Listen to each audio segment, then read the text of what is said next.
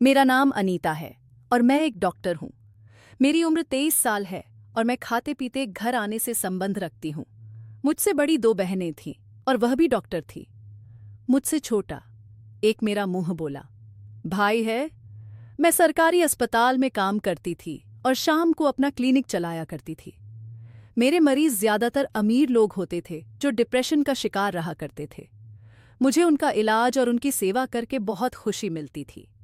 मेरे पापा चाहते थे कि मेरी शादी हो जाए और मुझे भी शादी करने से कोई ऐतराज नहीं था, लेकिन पापा ने शादी करने का फैसला मुझे दे रखा था। मैं खुशी खुशी शादी की रजामंदी दे दी थी और जिस दिन मेरी मंगनी थी उस दिन मैंने अस्पताल से आधी छुट्टी ली थी और मैं बड़ी तेजी से घर जाने के लिए गाड़ी चला रही थी कि अचानक ही एक औरत एकदम से मेरे सामने आ गई और गाड़ी से टकरा गई। मैं हड़बड़ा कर बाहर निकली। उस औरत को पैरों में चोट आई थी और बाजू पर भी मामूली से खरोच आई थी। मैं उसे गाड़ी में बिठाकर अपने घर ले आई। मेरी बहन ने उसकी ड्रेसिंग की और उसकी दवाई वगैरह दी। जाने वह कौन थी और उसको कहाँ जाना था। 2526 साल की खूबसूरत औरत थी। मैं और मेरी बहन ने फटाफट तैयार होकर मंगनी की रस्म करने के लिए चली गई। मेरा ख्याल था कि जब तक हम वापस आएंगे वह चली जाएगी, मगर जब हम वापस आए तो वह सोफे पर सो रही थी। मेरी माँ ने उसे बहुत ही गुस्से से उठाया था। उन्हें उस औरत का इस तरह हमारे घर में सोना बिल्कुल भी पसंद नहीं आया था। मम्मी ने थोड़ी नाराजगी से कहा कि चलो मैडम जी, अब अपने घर जाओ। मैंने ड्राइवर को कहा कि इस औरत को इसके घर छोड़ आए, इसे मेरी वजह से चोट लगी थी। मैं अपने कमरे में आकर अपने मंगेतर के बारे में सोचने लगी। मैं उसे ज्यादा नहीं जानती थी। पापा के कोई दोस्त की फैमिली से था और देखने में बहुत ही शरीफ लग रहा था, इसलिए मुझे मम्मी और पापा की पसंद पर कोई ऐतराज भी नहीं था। शादी की 2 महीने बाद रखी गई थी। मेरा नौकर उस औरत को उसके घर छोड़ आया था। शादी में बहुत कम समय था। मम्मी पापा शादी की तैयारी में लगे हुए थे। अभी कुछ ही दिन गुजरे थे कि मैंने उस औरत को दोबारा देखा जिसका मेरी गाड़ी से एक्सीडेंट हुआ था। वह वहां दवाई लेने आई थी। मैंने उसे अपने पास बुलाकर उसका हालचाल पूछा और खुद उसे दवाई लेकर दी। फिर वह चली गई थी। दिन यूं ही गुजरते गए और फिर मेरी शादी का दिन भी आ पहुंचा था और फिर मैं विदा होकर अपनी ससुराल आ गई। हैरत का झटका मुझे तब लगा जब मैं सामने रस्म करते हुए उसी औरत को देखा और उसे देखकर मैं बहुत ही हैरान रह गई थी, क्योंकि यह तो वही थी जिसका मेरी गाड़ी से एक्सीडेंट हुआ था।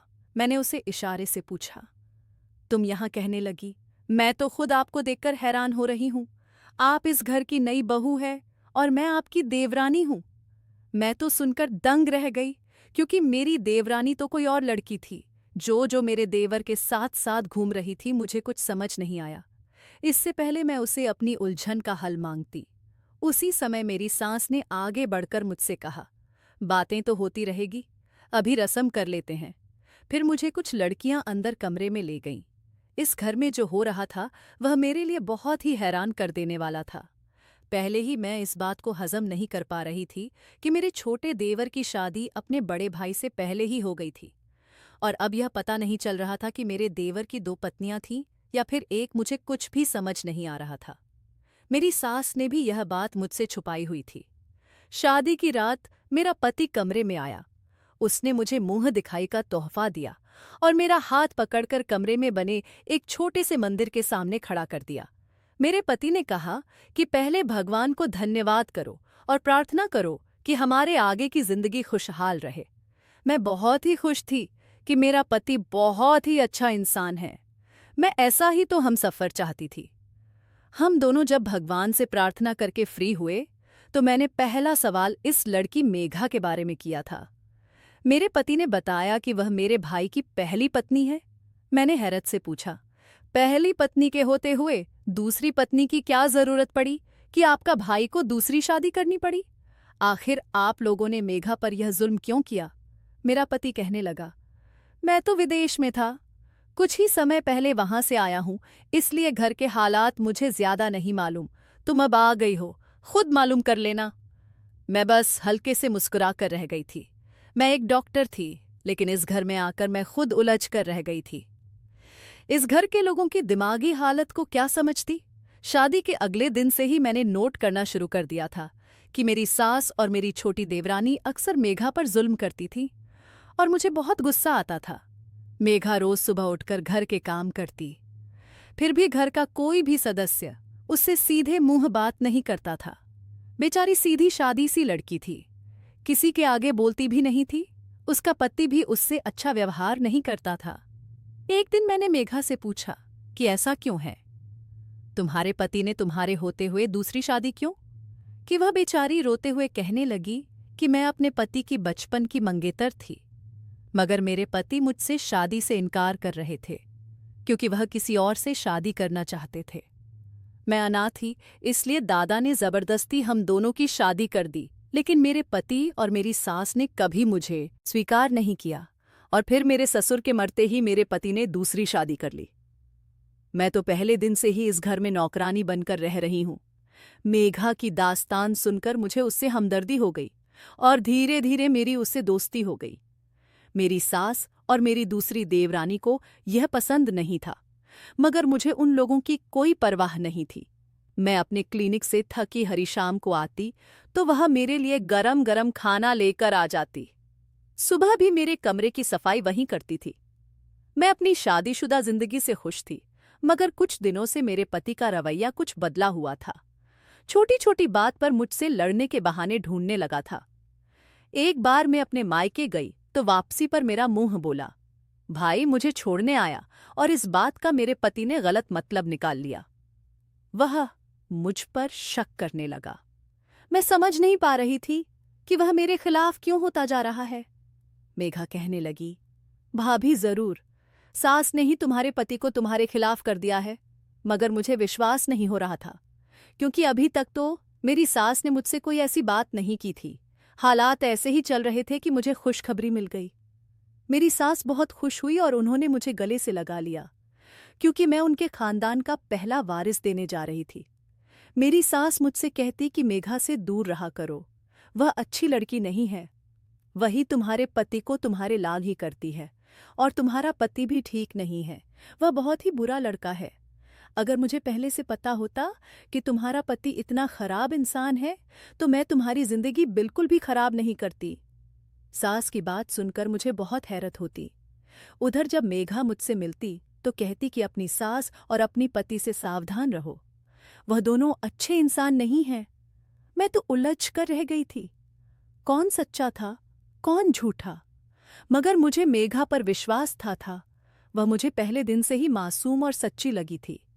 मेरे पति को जब पता चला कि वह बाप बनने वाला है तो वह बहुत खुश हुआ, मेरे लिए बहुत ही कीमती गिफ्ट लेकर आया और मेरा धन्यवाद किया और अपने पिछले बुरे रवैये की माफ़ी भी मांगी। मैंने उसको माफ़ कर दिया। मेरे लिए यही बहुत बड़ी बात थी कि उसे अपनी गलती का एहसास हो गया था। लेकिन एक बात जो मुझे कांटे की तरह चुभ रही थी वह यह थी कि पहले मेरे पति को क्या हुआ था, किसने उसे मेरे खिलाफ भड़काया था। सास कहती यह सब मेघा का किया धरा है, और मेघा कहती सास ने भड़काया है। लेकिन मेरी सास तो मेरे साथ बहुत ही अच्छे से पेश आती थी, लेकिन मैं इन बातों पर ज्यादा ध्यान नहीं दिया। सोचा समय के साथ साथ सब कुछ खुलकर मेरे सामने आ जाएगा। मेरा पति मेरी बहुत सेवा करता था। वह रोज रात को मेरे लिए कुछ न कुछ खाने के लिए लेकर आता। मेरा पति अब मुझसे इतना प्यार करने लगा था कि मेरी जिंदगी तो स्वर्ग बन गई थी। मैं पिछले कई दिन से नोट कर रही थी कि मेघा कुछ परेशान सी है। उसने मुझे मुबारकबाद भी बहुत ही बुझी बुझी अंदाज से दी थी। मुझे लगा कहीं मेरी सास इसके बारे में जो कहती हैं वह सही तो नहीं कह रही, इसलिए अब मैं मेघा पर नजर रखना शुरू कर दी। लेकिन वह मेरे खिलाफ कोई साजिश नहीं कर रही थी। मैंने उसे कभी अपने पति से बात करते भी नहीं देखा था। एक दिन मैंने पूछा, क्या बात है मेघा, तुम क्यों परेशान हो? कहने लगी, भाभी मैं अपने लिए नहीं बल्कि आपके लिए परेशान हूं। मैं दंग रह गई। कहने लगी, छोड़ो भाभी, तुम्हें विश्वास नहीं आएगा। यह कहकर वह चली गई और मैं उलझन में फंसी रह गई कि आखिर मामला क्या है। उन्हीं दिनों मेरे साथ एक बहुत अजीब हादसा हुआ। मेरे पेट में अचानक दर्द होने लगा। मेरी हालत खराब हो गई। वह तो शुक्र था कि मैं अस्पताल में ही थी। डॉक्टर ने कहा कि तुमने कुछ गलत खा लिया होगा, जिसकी वजह से तुम्हारा बच्चा खराब होते होते बचा है।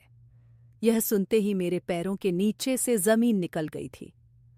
मैं तो वहीं कुछ खा रही थी जो मेरा पति या सास या फिर मेघा खिलाते थे, और इन तीनों पर शक करने का सोच भी नहीं सकती थी।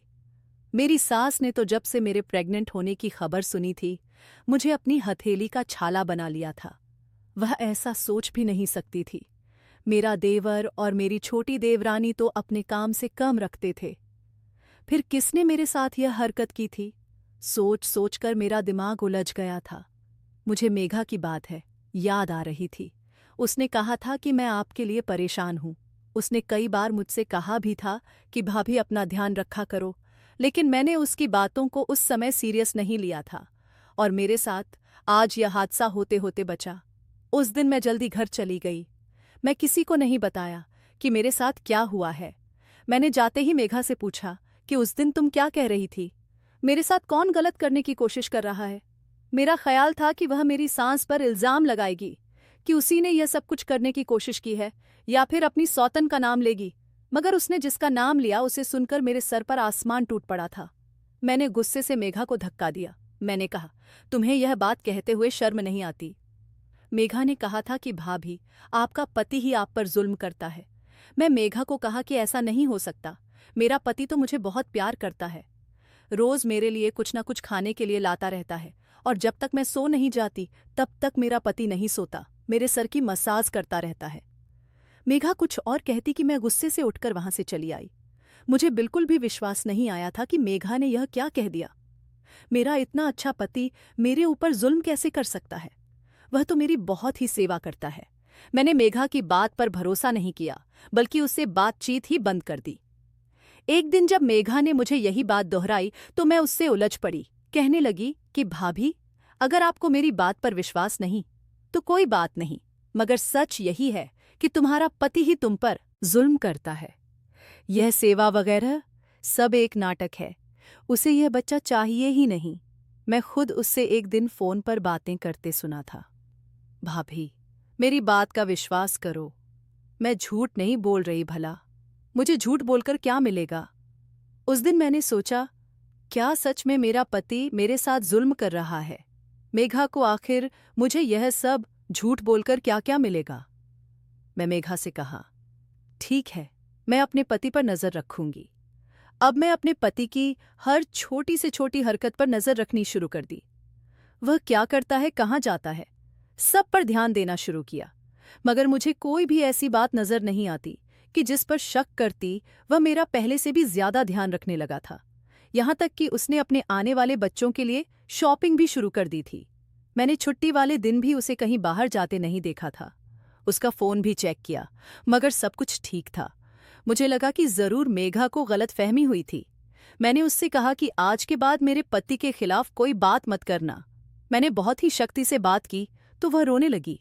कहने लगी, भाभी, आप इस घर में आने से पहले मुझे जानती हो, मैंने कभी अपने पति और सौतन के खिलाफ कुछ नहीं बताया।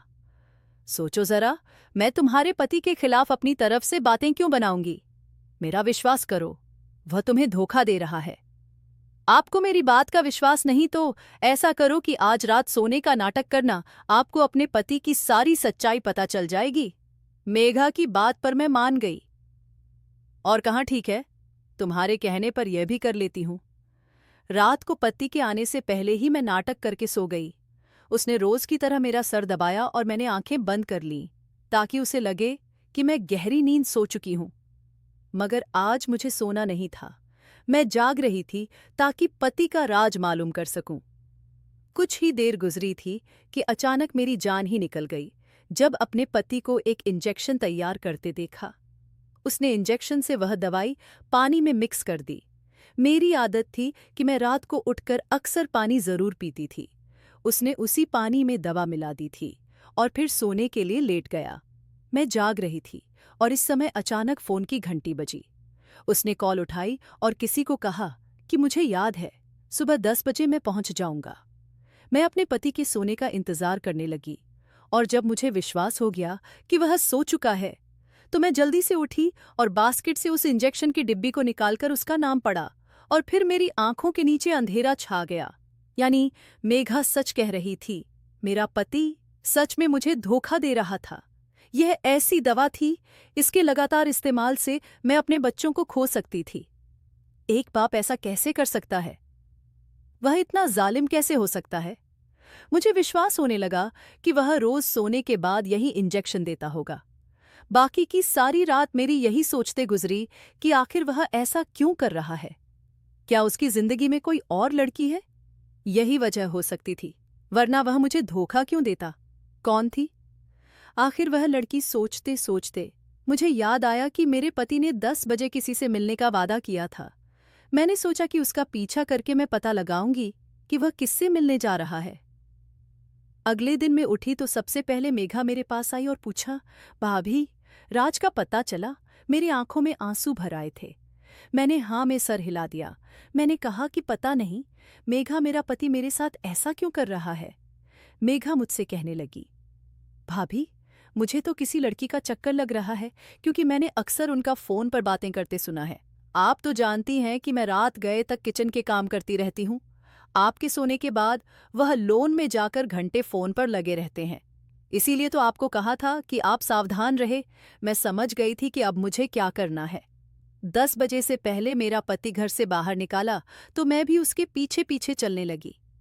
वह एक होटल में दाखिल हुआ था। जिस टेबल की तरफ वह गया था, वहां पहले से ही एक लड़की बैठी हुई थी, जिसने मेरे पति को देखकर हाथ हिलाया था। यह सब देखकर मैं बुरी तरह टूट गई थी। मेरा पति एक धोखेबाज आदमी था। मैं उन दोनों के पास पहुंची तो वह मुझे देखकर दोनों के रंग उड़ चुके थे। मेरा पति बहुत ही होकर कहने लगा, तुम यहाँ क्यों आई हो? मैंने पति को इग्नोर करते हुए उस लड़की से कहा और पूछा, क्या तुम जानती हो ये आदमी शादीशुदा है? मेरे गुस्से भरी आवाज से वह थोड़ा डर गई थी। फिर हाँ में सर हिलाया। कहने लगी, मैं जानती हूं। मैं चीख कर बोली, फिर तुम्हें मेरे पति के साथ चक्कर चलाते हुए शर्म नहीं आई? मेरा पति भी घबरा गया था। कहने लगा, तुम गलत समझ रही हो, ऐसा कुछ नहीं है। मैंने उसकी एक नहीं सुनी और रोती हुई वहां से घर वापस आ गई। मुझे कुछ समझ नहीं आ रहा था कि अब मुझे क्या करना चाहिए। मेघा मेरे पास आई और मुझे मशवरा दिया कि भाभी, आप कुछ दिनों के लिए नाराज होकर अपने माँ बाप के घर चली जाएं, उनको भी पता चले और वह माफी मांगे। मैं कमरे में जाकर सामान समेटना शुरू किया। जब तक मेरा पति घर आया तब तक मैं अपने माँ के घर चली गई थी। मुझे उम्मीद थी कि वह मुझे मनाने जरूर आएगा, मगर 1 हफ्ता गुजर गया और उसने मेरी खबर भी नहीं ली। मैं भी गुस्से में थी, इसलिए फोन नहीं किया। मुझे समझ नहीं आ रहा था कि गलती होने के बावजूद भी वह मुझे लेने क्यों नहीं आया। मेघा को फोन करती तो वह यही कहती कि यहाँ मत आना भाभी, हालात अभी बहुत खराब है। एक दिन मैं अपने भाई के साथ अस्पताल गई तो वापसी पर हम दोनों को भूख लगी। वह कहने लगा, चलो ऐसा करते हैं, कुछ खा लेते हैं। मैं और वह एक रेस्टोरेंट में आ गए। मैंने इधर उधर नजर दौड़ाई, तभी मुझमें अपना पति नजर आया। लेकिन यह क्या, वह तो मेघा के साथ बैठा खाना खा रहा था। यह देखकर मेरे कदमों तले से जमीन निकल गई थी। मैंने फौरन मोबाइल निकाला और अपना चेहरा छुपाकर मेघा को कॉल कि मैं जानना चाहती थी कि वह मुझसे सच बोलती है या झूठ। उसे अपने पति के साथ देखकर मेरे होश उड़ चुके थे। मैंने पूछा, मेघा तुम कहाँ हो? वह कहने लगी, भाभी, आपके पति के साथ बाहर आई हूं, क्योंकि घर में उनसे सांस की मौजूदगी में बात नहीं कर सकती थी। मैंने चौक पर पूछा, कैसी बात कहने लगी? भाभी, तुम्हारी ही बात करूंगी ना। मैं उन्हें यहां पर समझाने लाई थी कि वह आपको मनाकर घर ले आए। मैंने फोन काट दिया और मुझे खुद पर शर्मिंदगी होने लगी कि मैं बेकार में मेघा पर शक कर बैठी। मैं अपने पति का सामना नहीं करना चाहती थी, इसलिए वहां से उठ गई। धीरे धीरे दिन गुजरते गए और पूरा 1 महीना निकल गया, मगर ससुराल वालों की कोई खैर खबर नहीं थी। मेरे माँ ने मशवरा दिया कि एक बार खुद जाकर देखा कि वहां क्या हो रहा है। कहीं ऐसा ना हो कि पानी सर से निकल जाए। मेरी हालत ऐसी नहीं थी कि मैं अकेली जा सकती। तभी मेरी मम्मी ने मेरे भाई को बुलवाया कि जाओ बहन को छोड़ाओ। मैं उसके साथ अपने घर में दाखिल हुई। घर में उस समय कोई नहीं था। हर तरफ खामोशी फैली हुई थी। मैं अपने कमरे में गई और जैसे ही दरवाज़ा खोला तो मेरी जान निकल गई। मेरे पति ने मेघा का हाथ पकड़ा हुआ था और वह कह रहा था कि अपने पति से तलाक ले लो, हम दोनों फिर एक दूसरे से शादी कर लेंगे। मैंने गुस्से से ताली बजाई और कहा, अच्छा, तो मेरे पीछे यह सब चल रहा था, तो मेरे पीठ पीछे यह खेल रचा रहे थे। तुम लोगों ने मुझे धोखा दिया है। वह दोनों मुझे देखकर बहुत ज्यादा घबरा गए थे। मेघा जल्दी से बाहर जाने लगी तो मैं उसकी बाजू पकड़कर उसे रोक लिया। तुम कहाँ जा रही हो? सारा खेल तो तुम ही ने शुरू किया था, और अब मुंह छुपाकर कहाँ जा रही हो? मैं जोर जोर से चिल्ला रही थी। शोर सुनकर मेरी सास और देवर भी अपने कमरों से निकल आए थे। मैंने अपनी सास से कहा कि पूछे मेघा से यह मेरे पति के साथ कमरे में क्या कर रही थी। मेघा मुझे आंखें दिखाते हुए बोली, यह अब तक तुम्हारा पति था, मगर अब नहीं रहेगा। यह अभी तुम्हें तलाक देगा। मैंने गुस्से में कहा, तलाक कोई गुड्डा गुड़िया का खेल नहीं है जो अब भी के अभी हो जाएगी। तलाक तो मैं खुद लूंगी, मगर पहले तुमसे पूछना चाहती हूँ कि तुमने मेरा घर बर्बाद क्यों किया। मेरा पति गुस्से से कहने लगा, तुम्हारा घर मेघा की वजह से नहीं, बल्कि तुम्हारे मुंह बोले भाई की वजह से खराब हुआ है। उसने मेरे पीछे खड़े मेरे भाई को देखकर कहा। मैं हैरान रह गई थी। मेरा पति यह क्या कह रहा था? मैंने अपने भाई का हाथ पकड़कर कहा कि यह मेरा मुंह बोला भाई है और मेरे लिए सगे भाई से बढ़कर है। भले यह मेरा सगा भाई नहीं है, लेकिन मेरी माँ ने इसे भी अपना ही दूध पिलाकर बड़ा किया है। यह मेरी मम्मी की सहेली का बेटा था। जब 6 महीने का था तभी रोड एक्सीडेंट में उसके माँ बाप मर गए थे और मम्मी ने ही इसे अपना दूध पिलाकर बड़ा किया था। यह मेरा सगा भाई है। तुम्हें ऐसी घटिया बात कहते हुए शर्म भी नहीं आई? मेरी बात सुनकर मेरे पति ने मेघा की तरफ हैरत से देखा था। मेघा ने नजरें चुरा ली थीं। मेरा पति हड़बड़ा गया और कहने लगा कि मेघा ने तो मुझे बताया था कि यह तुम्हारा।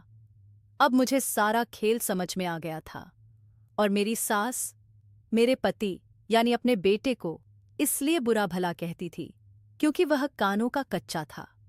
शायद मेरी सास को शक था कि मेघा मेरे पति को अपने जाल में जरूर फंसाएगी, इसीलिए वह कहती थी कि मेघा से दूर रहना और अपने बेटे को भी भला बुरा कहती रहती थी।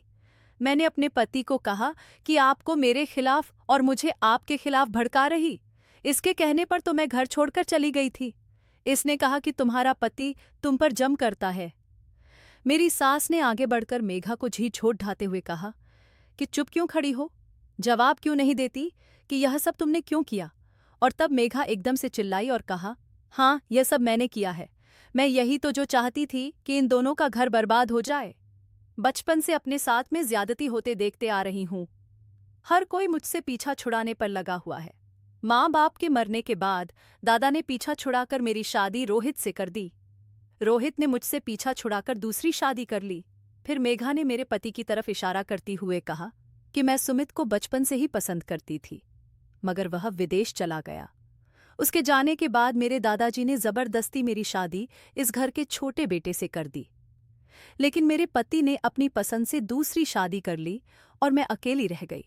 सुमित बाहर से आया तो मेरी मोहब्बत फिर से जाग उठी, लेकिन मेरे कुछ सोचने से पहले ही मेरी सास ने सुमित की मंगनी पक्की कर दी। मैं उसे अपनी मोहब्बत के बारे में बता भी नहीं सकी। सुमित ही था जो बचपन से अब तक मेरे साथ अच्छे से पेश आता था, लेकिन जब मुझे पता चला कि सुमित की मंगनी हो गई है तो उस दिन मैं टूट गई थी। मैं बहुत रोई थी कि एक ऐसा इंसान जो मुझे अपना समझता था, वह भी मुझसे छूट गया। मेरी सास मुझे मंगनी पर अपने साथ लेकर नहीं गई थी। मैंने उसी दिन सारी प्लानिंग कर ली थी कि मुझे कैसे सुमित की दुल्हन को घर से निकलना है। मैं जानबूझकर मंगनी वाले दिन तुम्हारी गाड़ी के सामने टकराई थी ताकि शादी से पहले ही हमारी जान पहचान हो जाए। और जब तुम इस घर में दुल्हन बनकर आई तो मैं अपने प्लान पर काम करना शुरू कर दिया। मैं हर तरफ नफरत की आग लगाती रही। एक दिन मैंने जानबूझकर गलत इंजेक्शन सुमित को दिया कि यह रात को अपनी पत्नी के पानी में मिला देना, यह डॉक्टर ने दिया है। और दूसरी तरफ मेरे कहने से तुम जाग रही थी और तुमने अपनी आंखों से अपने पति के गलत हरकत देख ली थी। और ज्यादा गलत फहमी बढ़ाने के लिए मैंने एक दिन अपनी दोस्त को सुमित से मिलने होटल में भेज दिया था। और उस दिन तुम्हें विश्वास हो गया कि सुमित तुम्हें धोखा दे रहा है और तुम मेरे कहने पर यह घर छोड़कर चली गई। मैं हर मुमकिन कोशिश की कि सुमित तुम्हें लेने ना जाए। मैं सुमित के कान भरे कि अनीता इस लड़के से प्यार करती है जिसे अपना मुंह बोला। भाई कहती है वह तुमसे तलाक ले लेगी और उस मुंह बोले अपने भाई से शादी कर लेगी। इस बात से सुमित बहुत ज्यादा टूट गया था। वह खुद को कमरे में बंद रखता क्योंकि सुमित तुमसे बहुत ही मोहब्बत करने लगा था। और यही वह समय था जब मैं उसके टूटे दिल पर मरहम रखना शुरू कर दिया। धीरे धीरे सुमित मेरी तरफ खींचने लगा था। उस दिन मैं और सुमित एक होटल भी गए थे, लेकिन अचानक उस होटल में तुम भी आ गई थी। मैंने तुम्हें घुसते हुए देख लिया था और इसीलिए जब तुमने मुझे फोन किया तो मैं बात बना दी कि मैं तुम्हारे पति को समझाने के लिए होटल लाई हूं, मगर तुमने आकर मेरा सारा खेल खराब कर दिया कि कहानी सुनकर मैं दंग रह गई थी। उसके साथ जो कुछ भी गलत हुआ था उसने उसके अंदर नफरत भर दी थी। मेरे पति ने सबके सामने मुझसे माफी मांग ली। मैंने उसे माफ भी कर दिया। मेरी सास का कहना था कि मेघा के साथ इस घर में कभी कोई जुल्म नहीं हुए हैं, बल्कि वह बचपन से ही ऐसी थी। रोहित ने मेघा को शादी से पहले ही बता दिया था कि वह किसी और लड़की से प्यार करता है और वह उसके बिना नहीं रह सकता। रोहित ने मेघा को यह भी बता दिया था कि वह उस लड़की से शादी जरूर करेगा। रोहित ने मेघा को धोखे में नहीं रखा था, उसे सब कुछ पता था। कुछ समय के बाद मेरे देवर ने मेघा को तलाक दे दी। मेघा भी मेरे देवर से तलाक लेकर इस घर से चली जाना चाहती थी। मेघा के जाने के बाद कुछ पता नहीं चला कि मेघा कहाँ गई। कुछ समय बाद सुनने में आया था कि मेघा ने एक अमीर 2 बच्चों के बाप से शादी कर ली है। उसके बाद मेघा कभी लौटकर हमारे घर नहीं आई। हमारा घर अब एक खुशहाल घराना है। सब एक दूसरे के साथ प्यार से रहते हैं। मेरा पति सुमित भी मेरा बहुत ध्यान रखता है। मैंने एक प्यारे बेटे को जन्म दिया। मेरा पति तो अपने बेटे को गोद में उठाकर खेल उठा था। उसके चेहरे पर सच्ची खुशी थी और मैंने भगवान को धन्यवाद दिया कि उसने मेरा घर टूटने से बचा लिया था। अगर आपको हमारी कहानी पसंद आई हो तो वीडियो को लाइक करें। चैनल पर नए हैं तो चैनल को सब्सक्राइब जरूर करें। धन्यवाद।